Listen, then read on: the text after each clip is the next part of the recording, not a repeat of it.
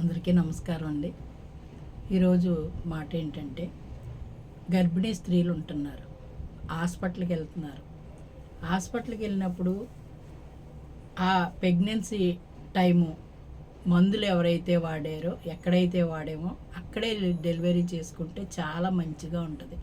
ఎందుకంటే ఆ ఒక్క విధానం, ఆ మెడిసిన్ వాడి ఆ చెకప్ చేస్తూ ఉంటారు కనుక డాక్టర్లో, అది వాళ్ళకి తెలుస్తుంది బాగా. మనం ఒకచోట చెకప్ చేయించుకుని ఒకచోట డెలివరీకి వెళ్ళామనుకోండి, అది మళ్ళీ ఇబ్బంది అవుతుంది. అలా అని మాకు తెలిసిన వాళ్ళు డెలివరీకి వెళ్ళారు. డెలివరీకి వెళ్తే ఒక ఇద్దరు ముగ్గురు ట్రైనింగ్ డాక్టర్లు, నర్సులు ఈ అమ్మాయికి ట్రీట్మెంట్ మొదలుపెట్టారు. వీళ్ళు ఏమనుకున్నారంటే సిజరేన్ చేసి తీసేస్తారు, చిన్నపిల్ల కదా ఇబ్బంది లేకుండా ఉంటుంది, ఇబ్బంది పడిపోతుంది, చాలా నలిగిపోతుంది, మధ్యాహ్నమే చాలా విపరీతంగా బాధపడిపోయింది కదా అనేసి ఈ వెనకాల అత్త మామలు తల్లి తండ్రి అందరూ రిక్వెస్ట్ చేసి చెప్పారు, సిజరేన్ చేసేయండి, అవసరం అయితే ఏం ఆలోచించొద్దండి అని చెప్పారు. చెప్పినప్పుడు వాళ్ళకేంటండి, వయసు తక్కువ, అంటే ఇప్పుడు పెళ్ళయిన సంవత్సరంలోనే ప్రెగ్నెన్సీ వచ్చిందనుకోండి, తక్కువే కదా, 20 సంవత్సరాలు 19 సంవత్సరాలు అలా ఉంటాయి. అలాంటప్పుడు వాళ్ళ పొజిషన్ పెట్టి మనిషి కురసా పొడుగా అది తెలిసిపోద్ది డాక్టర్లకి.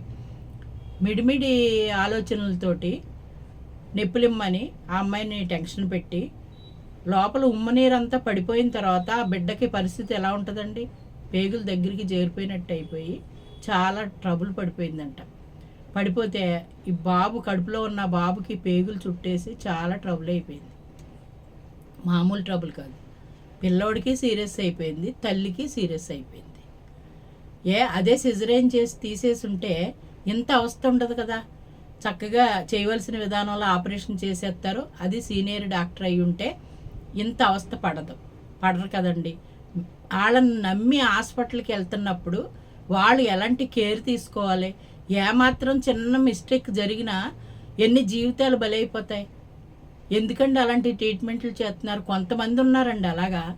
అటువంటి వాళ్ళ వల్ల మంచి డాక్టర్లకు కూడా చెడ్డ పేరు వచ్చేస్తుంది.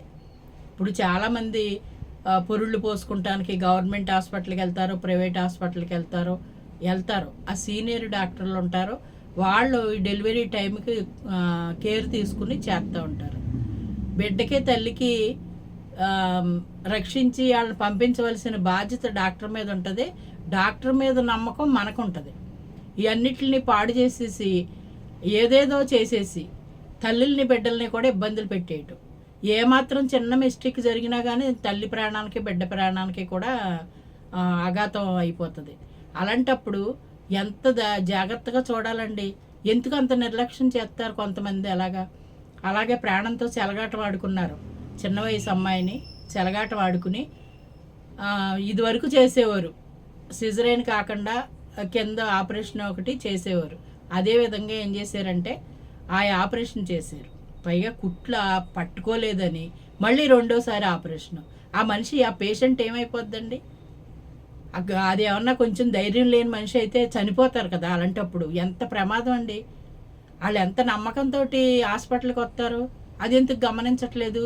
ఇష్టం వచ్చినట్టు పేషెంట్ తోటి ఆడుకుంటున్నారు కొంతమంది. ఇప్పుడు ఈ పుట్టగొడుగులా కొన్ని హాస్పిటల్లో వచ్చినాయండి. సరిగా వచ్చినోళ్ళు రానోళ్ళు కూడా డాక్టర్లు అయిపోయారు. సీనియర్లకి దెబ్బ అవుతుంది ఇటువంటి వాళ్ళ వల్ల. ఇప్పుడు అలాగే తల్లి పిల్ల కూడా ప్రాణాపాయ పరిస్థితి నుంచి బయటపడుతున్నారు, ఇప్పుడే కోలుకుంటున్నారు. ఎంత బాధపడిపోతున్నారో వాళ్ళు, పాపం ఏడ్చేసారు వాళ్ళు. ఇప్పుడు హాస్పిటల్కి వెళ్ళాలంటే ప్రెగ్నెన్సీ లేడీకి ఎంత భయం చెప్పండి. అలా ఉన్నదండి హాస్పిటల్ పరిస్థితి. చూస్తుండగానే మన కళ్ళ ముందు చిత్రాల కింద చేస్తున్నారు హాస్పిటల్లో.